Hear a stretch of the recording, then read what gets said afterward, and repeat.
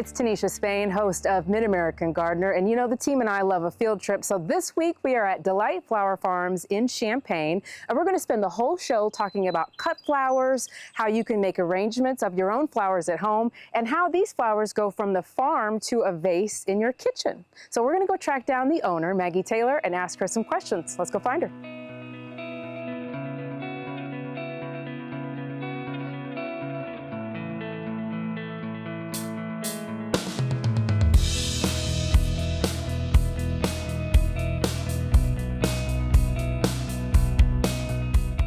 All right, and I finally have been able to catch up with the woman herself, Maggie Taylor, the brains behind this operation here. First of all, you have a beautiful, beautiful flower farm here. Thank you so much. It is lovely. So tell us a little bit about your origin story. How did this come to be, and how did you get from a small farm to a big farm? Yeah, well, I actually grew up with an avid gardener as my mom.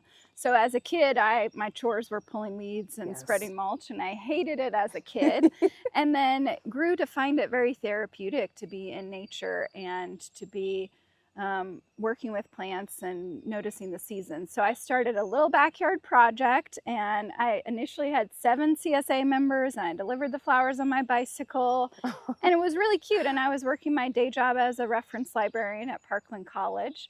And then my interest in it and the demand for the flowers just started to take off. And so I went to a little farm school to learn a little bit more about, enterprise budgets and building fences. I learned some things I don't use, like milking cows. You never know. But as a first generation farmer, I learned a lot about what farming and agriculture really is. And if we were in another country, cut flowers is a really valid form of agriculture. In Colombia and Ecuador, where most of the U.S. flowers are imported from, that's one of the main crops that are produced. Here we have corn and soybeans, so people don't really legitimize cut flowers as agriculture in the same way that they would in another culture context. And we talked about the international flowers because you wanted to kind of change that. You wanted to make your own mark on the industry. You said that a lot of, what was the percentage of flowers that are imported? It's about 85% of flowers that are sold in the U.S., cut flowers, so not landscape potted plants, but cut flowers for floral design, are imported, 85%. Wow. And if you think about it, most of those are coming from countries where the growing season's much longer. So they don't have winters in the same way that we do, or the same way that we historically have. And so a lot of flowers are imported just because of that growing condition. But many of those flowers that are imported are grown with pesticides and herbicides, and because the U.S. market demands them at certain times a year, for us at Valentine's Day in February, which is the dead of winter where you can't grow anything, at least here in central Illinois, those flowers are being imported, and the working conditions are really atrocious, and the chemical exposure that those workers have is also really, really sad. And it just is this underbelly, this backstory to something that's given as a gesture of love, or as a symbol of appreciation or celebration or mourning. So I wanted to make a difference. I wanted flowers that had love from the beginning, and really a good working condition for my employees, and very little use of chemicals. If anything, we use compost tea and organic treatments. Wow. Yeah. So making a difference in your little corner of the world. Yeah. That's excellent. And now you talked about this starting from a small project. Now you have staff. You have a dedicated staff that come out here and harvest flowers and kind of work the grounds. How long did it take for it to go from you to now you can hire folks? Yeah, I mean, I think for any small business owner in any industry, that's the huge leap, is when someone starts relying on you for a paycheck, there's a lot more pressure to make the business succeed. So I was still working as a reference librarian and renting land until 2017. I rented for a couple more years, and then was able to find this piece of property to purchase at the end of 2019, and started growing in 2020. And so I started hiring people around 2017, 2018. Wow. And yeah, now I have a farm manager even, and she's great. She's been a great support because we do so many things with this farm. And there's a lot of knowledge to pass on to new staff, and it is seasonal work. So we have changeover in staff. So it's really helpful to have support in the form of a manager. But takes a while for a farm to get to that stage. Okay, awesome. Tell me a little bit about the areas that you guys plant in. What is this called? Yeah, right behind us is what we call Field 1. Not a very exciting name, but it's our annual beds. And so we have 28 beds in this field. 14 of them are 100-foot long and 14 are 50-foot long. And these are our flowers that we heavily harvest off of. They're ones that we plant in spring. We harvest a bunch. Sometimes we plant that same bed again in summer. We harvest a bunch and then frost comes and kills it. And it's bittersweet because our work is temporarily more because we have to clean up the field after frost. And then it's a relief after all the hard work of the summer. And then we have a couple of hoop houses, which are unheated greenhouses. And those are what we grow in spring and fall. Gotcha. When we can kind of have a little protection from those cold temps in early spring and late fall. And then we have more of a perennial field, which we call Field 2. And that has peonies and hydrangeas and some more of those woody perennials that we use as greenery. Did you ever think that this would be your reality? You know, when you started that small project, did you envision this? I don't think I envisioned this exactly, but I did start a blog in 2011, and it was Delight Flower Farm, which, you know, at the time, my boyfriend, who's now my ex-boyfriend, said, "Why are you calling it a farm? Because it's really just a little garden that you have." He didn't see the vision. He didn't see the vision. But I think that if I'm able to use a metaphor, it planted a seed for me of this project becoming a bigger thing. And it's gone through different iterations. I think in the early days, it was just a great experiment and a practice that brought me joy to garden. And I think now people are depending on me for paychecks. Also, customers are relying on me. We have florists that we work with weekly, and it's part of their business and part of their customer sales. So there's a lot more pressure to the whole project, but that's kind of, for me, what makes it exciting. It's the challenge that makes me keep going on days where it's really hot, or we have a windstorm that knocks down stems, or things that are challenges that I face that may make someone want to give up. I think all those people and plants that depend on me keep me going and bring me a lot of joy. Excellent. What's it like when you run into someone in public that recognizes you and an arrangement or something you grew here touched them, and they just come to you? Like, is it weird for you when people have this emotional connection from the flowers to you? Like, what is that like? Oh, you're gonna make me cry. Oh no. I do think people share stories about the impact of flowers on their lives, and it's so much more than I can imagine. I mean, I spend every day with flowers and I'm touched by them deeply in my heart. But to see other people say, like, "I brought these to the hospital when my sister had her baby," or "I wanted your flowers on my mom's grave," that can really touch me still. For sure, for sure. And I bet that's an awesome feeling to just, to see it go from seed all the way to those special or even sad moments where people are experiencing. And your flowers are everywhere. I know I asked you earlier how many people sell them. If you had a guess, how many places are you in commercially? I think about 20 a week. Wow. And we do weekly deliveries to Bloomington, Normal, to Peoria, and we just this year have started delivering to a couple florists in Chicago. Wow. Yeah, so cut flowers are, as I mentioned, mostly imported and grown in really temperate climates near the equator. But the majority of flowers that are grown in the U.S. have historically been grown in California because it also has a great climate for growing. But in the past 10 years, many cut flower farms have been leased or sold to cannabis farms because of the legalization of cannabis. Has really similar infrastructure needed, greenhouses and field space, but makes a lot more money. So there's a bit of a deficit in the kind of US grown flower market.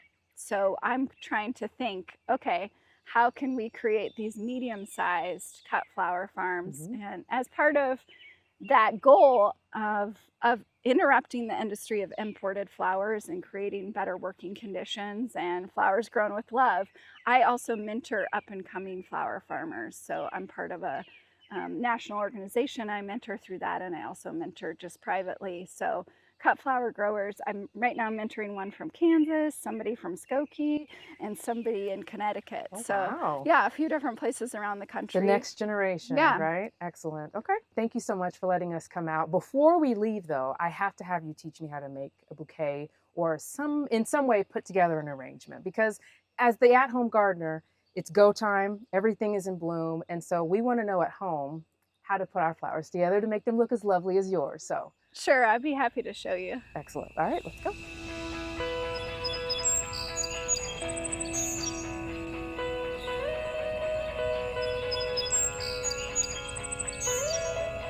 All right, so Maggie, this is the part I've been waiting for.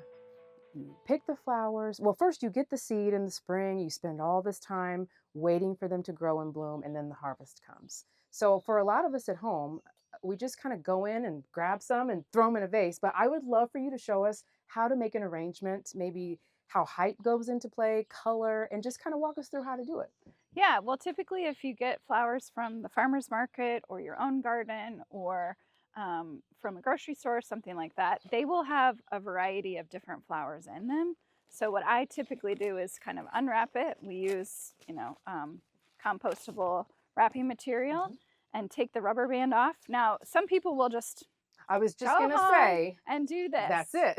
And I will just say, it looks pretty good. It does, but you can put your own kind of. But a little compare and contrast. We'll see how this looks in a few minutes.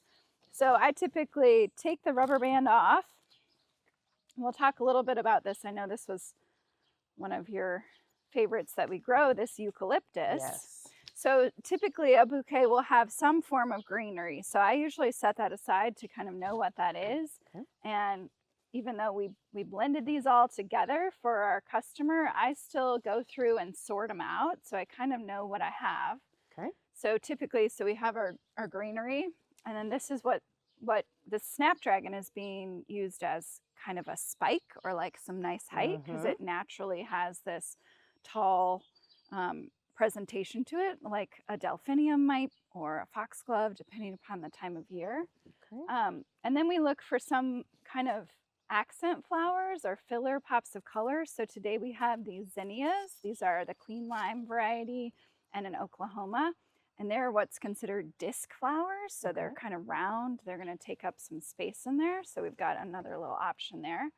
And then there's a few other accent flowers we have today. This is Queen Anne's lace.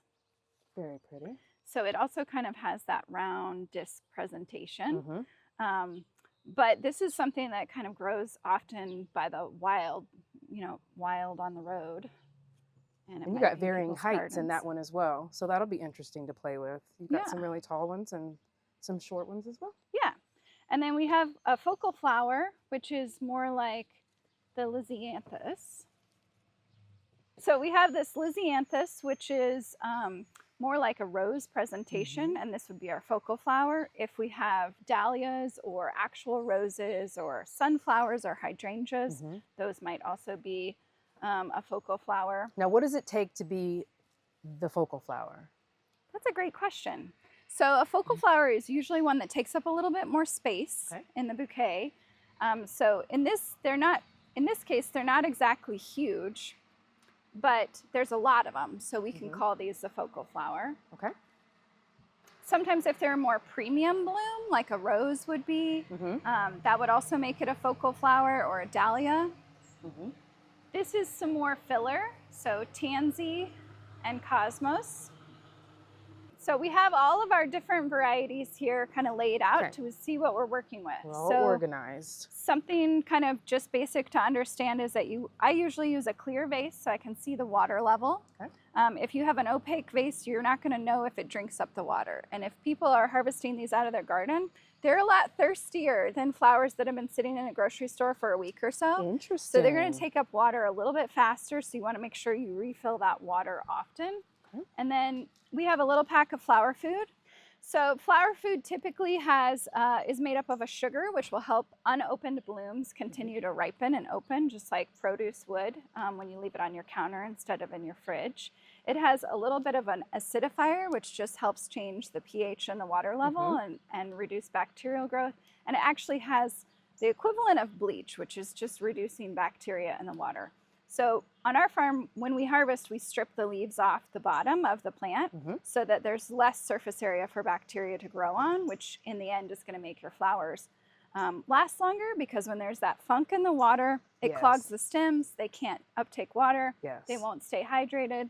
Then they wilt. So better to keep the water clean, use a little flower food, and make sure you've stripped the stems. So we're going to start with the greenery. And I'm using snips. Mine are a little dirty from being on the farm. But these are different than pruners because they have 2 blades. So you could use kitchen scissors. That's more preferred than a pruner, which has a blunt side and a sharp side, because a blunt side is going to smash the stem, which will also clog the stems. So we'll cut it at an angle so that when it sits on the bottom of the water, it's not going to prevent water. I always wondered why they did that. Coming up. Yeah, so if you cut it flat, you know, that perpendicular cut, it's going to sit right on the bottom, and it makes it hard for the plant to drink. Who knew? I'm just learning all kinds of new stuff today. And you know, that flour packet of food, I don't know if the majority of people even know what to do with that. I was saying before we got on camera, I just kind of sprinkle some in. Are you supposed to use the entire packet in one vase, or? Well, I typically tell people to change the water on their fresh flowers every 2 to 3 days. And you usually only get 1 flower packet. So, you know, I say half a packet or a third of a packet each time. You could, if you know this about yourself, if you know you're not going to be good at changing the water, you could give it the whole packet at once and just go for it. Just go for it. Gotcha. Okay. So I'm kind of placing these opposites. These are going to serve as greenery, as a backdrop, but also just kind of a nice base for holding the rest of the flowers up. So let's go with a few more of these filler flowers. And you mentioned like height. So when I am trying to decide how to cut something, I actually will hold it often on the edge of my kitchen counter or somewhere and kind of see, where do I want it? What kind of height am I looking for? And then I'll cut it at that height. So when it goes down in, it's still kind of consistent with that height. This is building the anticipation for the main flowers. Yeah, it's kind of setting up all the support, you know. These have a nature that's a little sprangly. I don't know if that's a real word, but it is in the flower world. We got it. And so we kind of want to play into that nature and that organic quality to it. So it can reach out a little bit to the side. So you mentioned a little bit about height. When I am teaching workshops, I tell people, don't be afraid to make your arrangement go horizontal instead of just vertical. So these cosmos, which are still yet to open, so this is going to be kind of a joy for the receiver to witness these open. They have a quality that is kind of reaching out, and we want to play into that quality and kind of let them continue to reach out to the sides.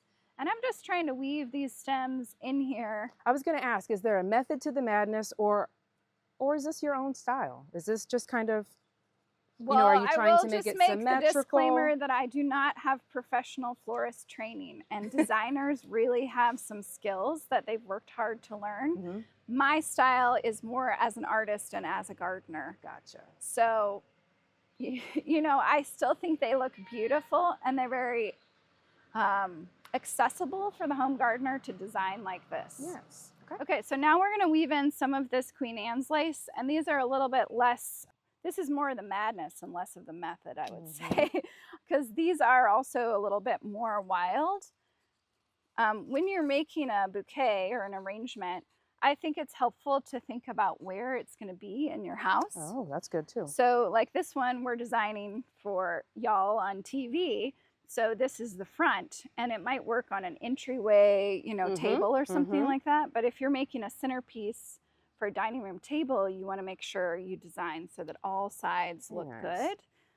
In our case right now, we're not really so concerned about how the back looks. Whimsy. Whimsy is the word I would use to describe this bouquet. Cool. Now, how do they vary with the season?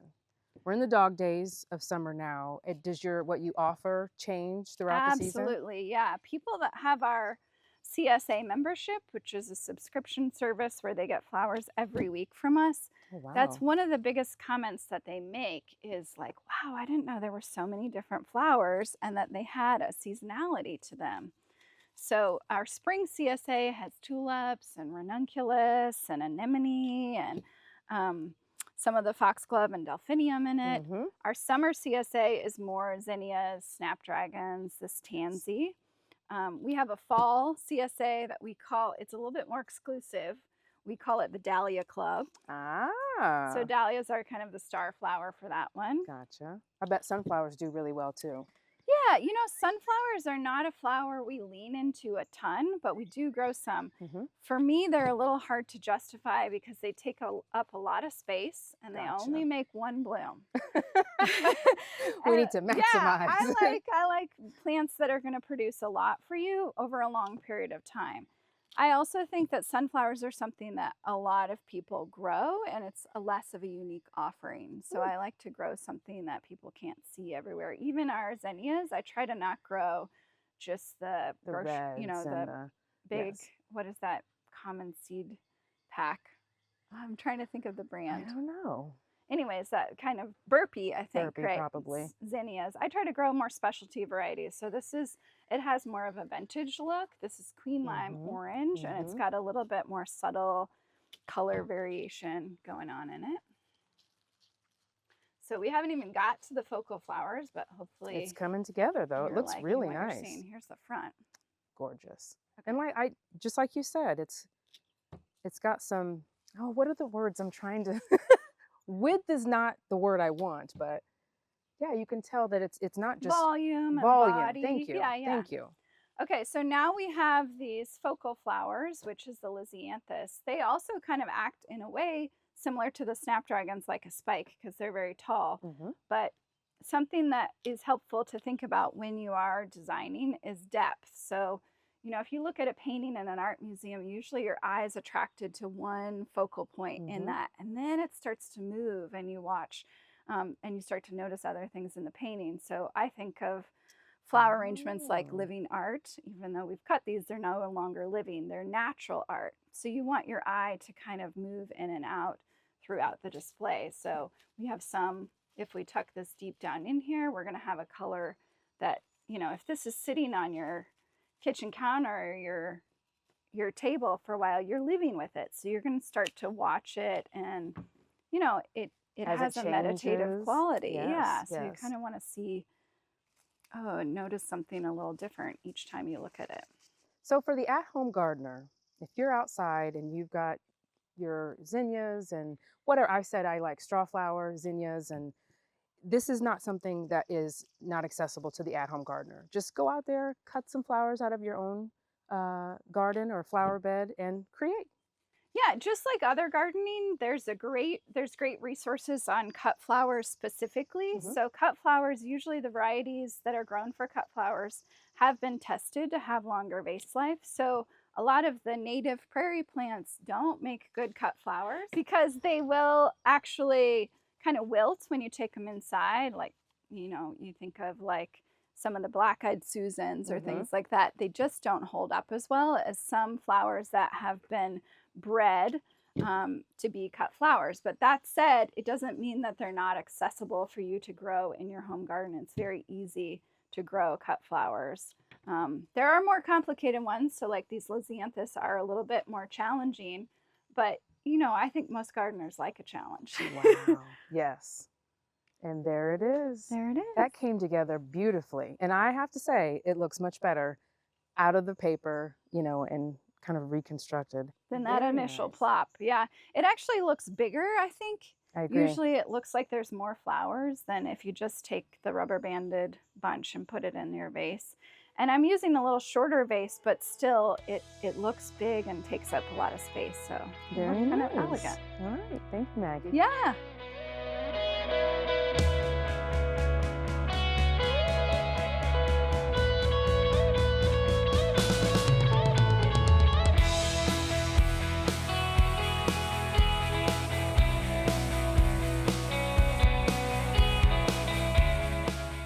Well, Well, that does it for us on this week's show. Big thank you to Maggie Bloomington and the rest of the team for allowing us to come out and hang out with them today at the Flower Farm. If you would like to learn more about Delight or maybe attend one of the public events that they host here, just look them up on the web, search for Delight Flower Farms. And if you've got questions for us, you can send those in to yourgarden@gmail.com and we'll get those answered on an upcoming show. Thanks for watching and have a good night.